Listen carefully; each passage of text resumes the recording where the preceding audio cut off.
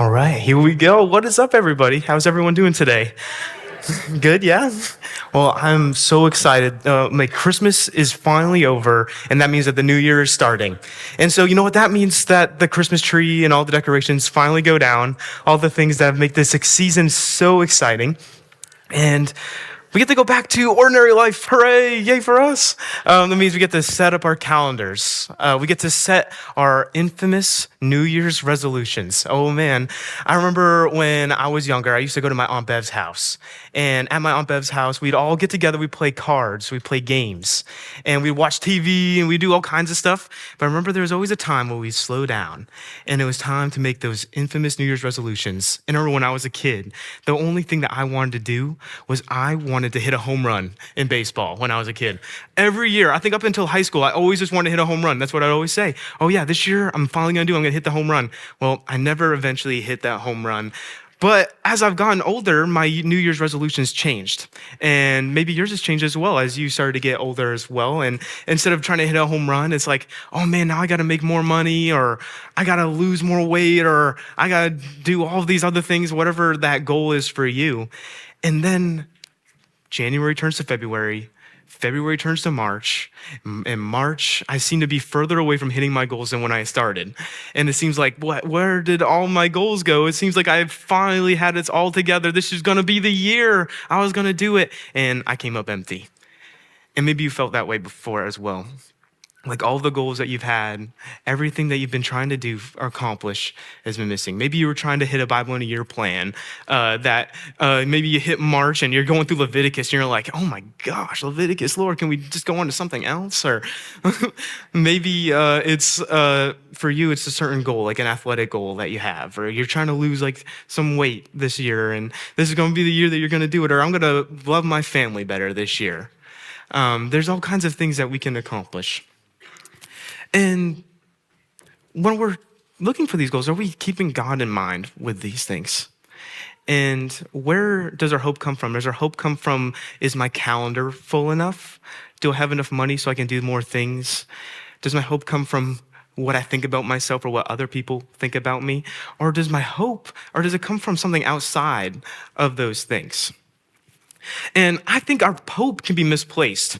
I remember one time I took a trip to Boston, and when I was at Boston, I lost my car. I put it in a parking lot. I was walking around, and I just could not find my car anywhere. And I was like, it was getting dark, and I'm out in the city all by myself, and I'm just like, oh my goodness, where am I right now?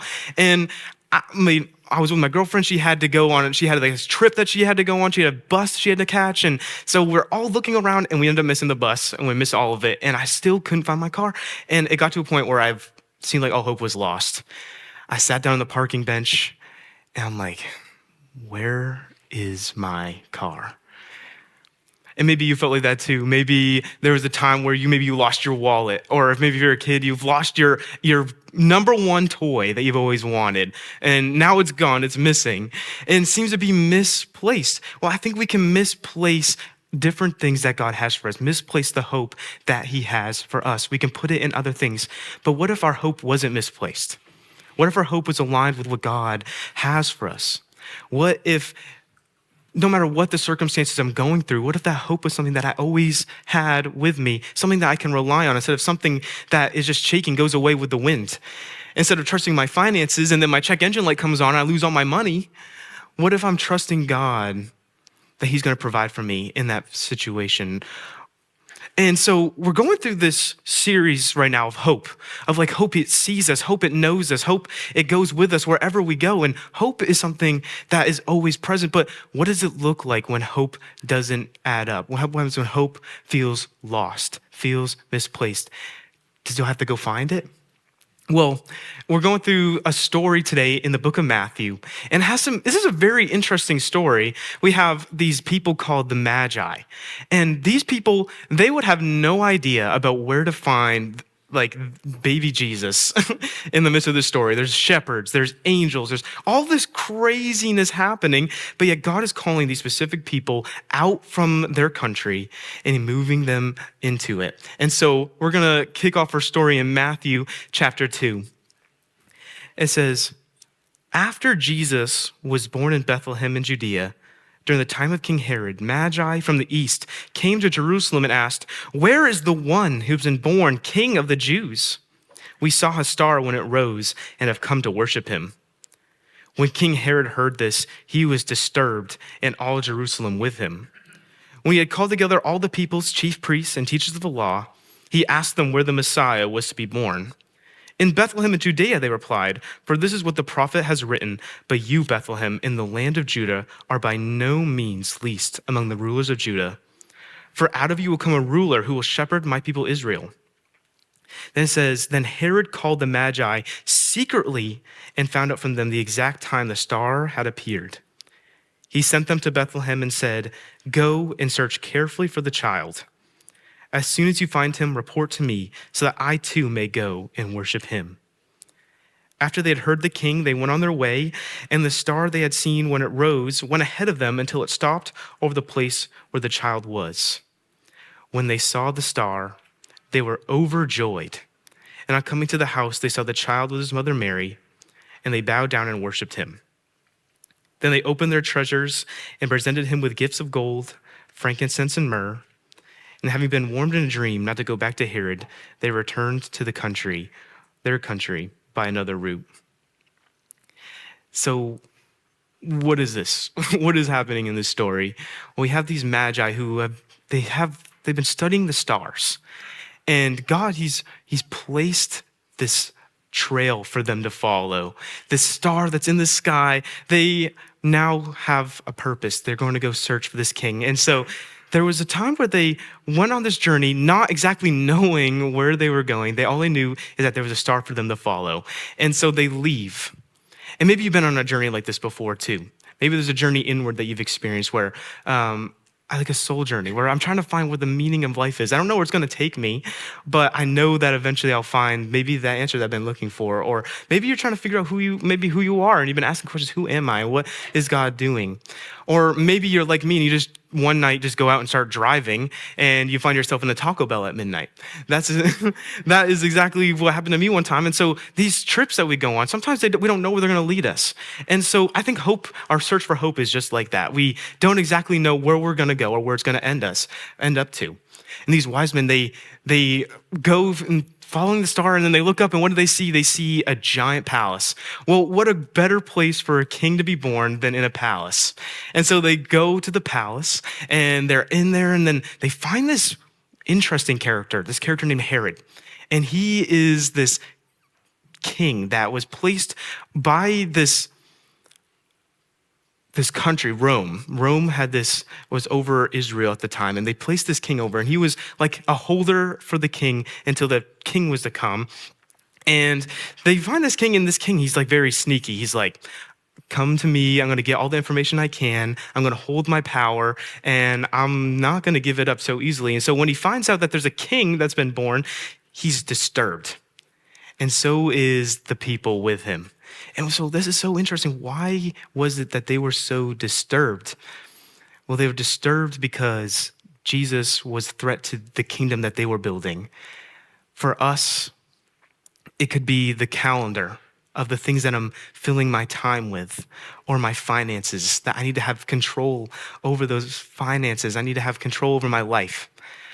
If I don't have enough money, then I can't do the things that maybe God's calling me to do, or maybe it's something else for you.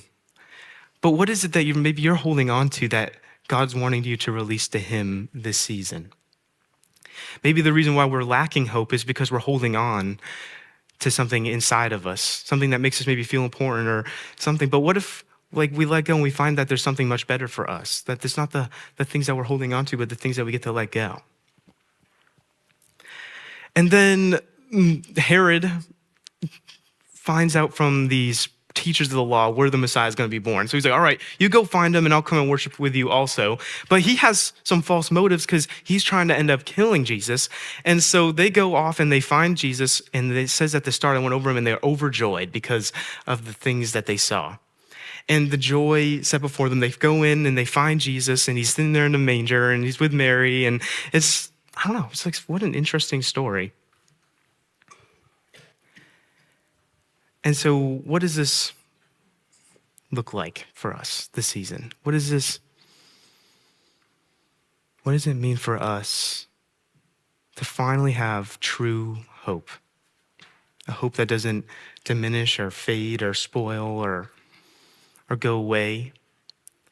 What if our hope wasn't something that didn't disappear so easily as maybe the things that we trust in this life, the things that we hold on to, maybe it's with our families, and we just want our families to be well. We want our people around us to be well, but it seems like in just any moment, everything in my life could just fall apart. But what if that wasn't the case?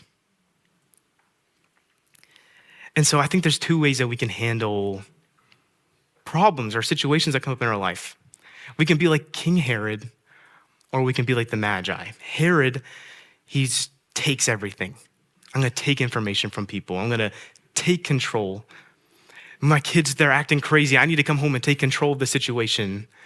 Or my finances are a mess. I need to take control of that. Or the new year's here and I need to, new year, new me. I'm going to do it all myself this year. And I think that's exactly what Herod's doing. He's taking control.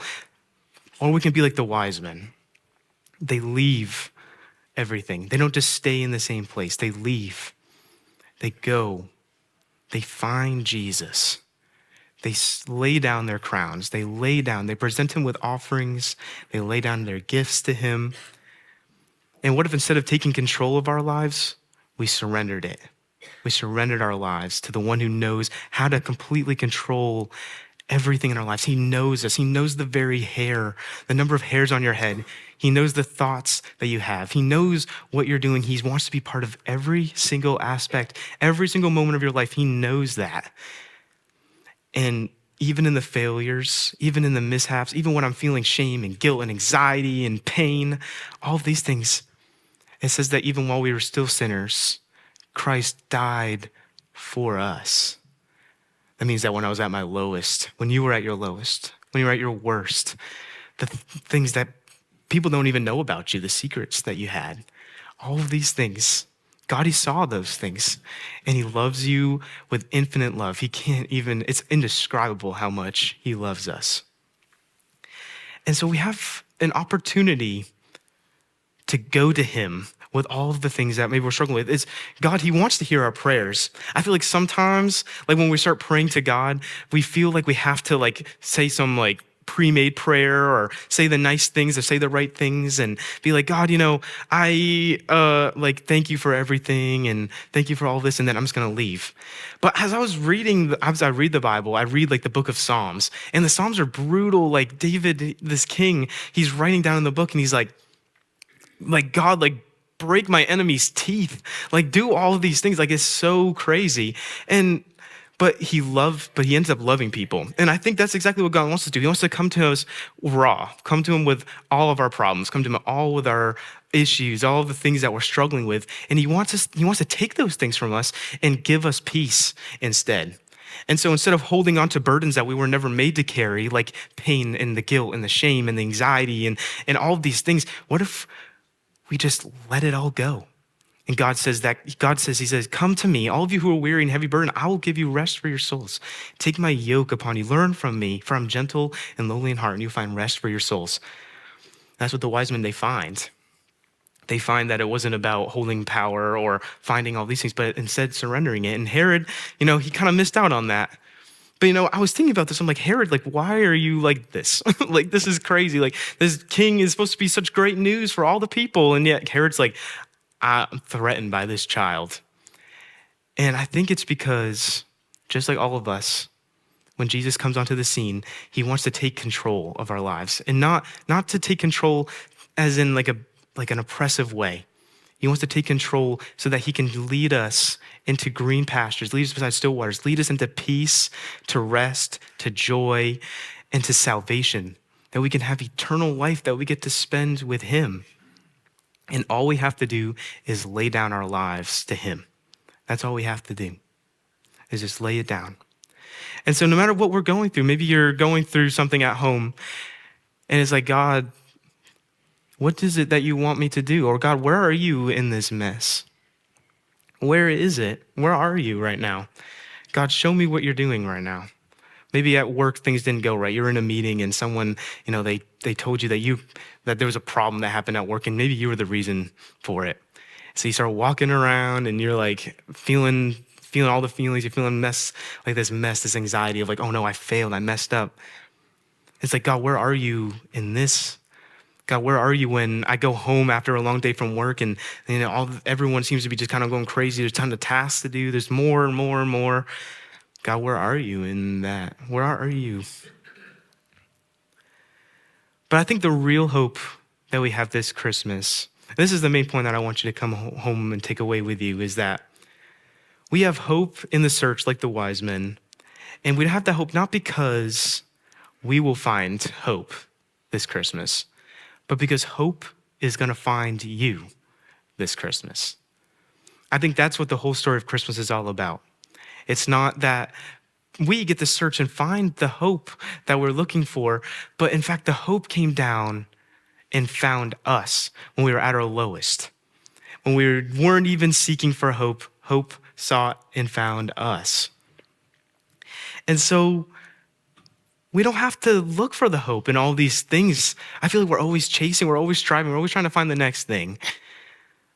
We're always trying to find hope in the next thing. Hope in maybe the Amazon packages. If I just get one more item, then my smile will be as big as the Amazon package. Or maybe it's like, I gotta pursue something or chase something. I just gotta do more things. I gotta add more in my calendar. If I'm not busy, then I'm not really doing anything. And so now I'm all messed up. But what if it wasn't about that? What if it was just about being still? That doesn't mean that we don't do anything.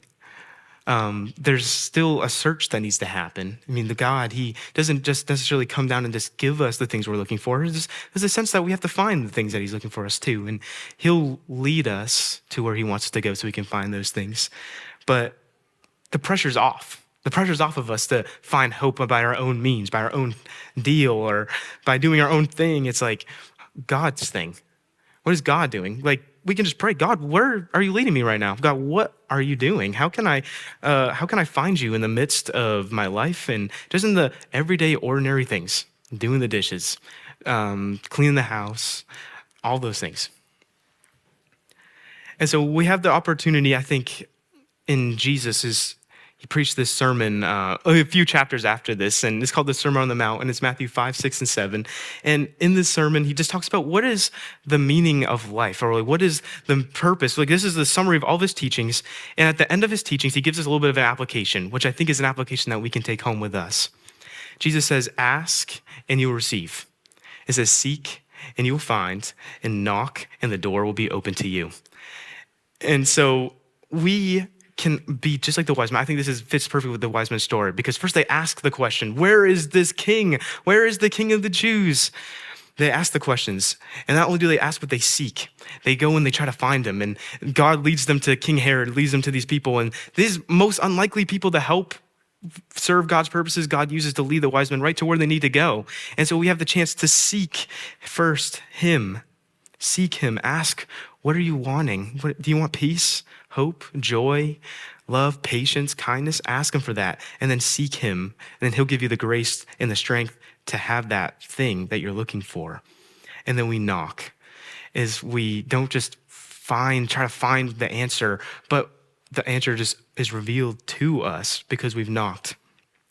And so we ask because we know that God's already given everything to us in the person of Jesus. Every spiritual blessing that we need, the love, the joy, the peace, the patience, kindness, the goodness, the faithfulness, the gentleness, the self-control, everything that we need, he has already given us to live this life. And he'll give you everything you need to do everything that he's called you to do.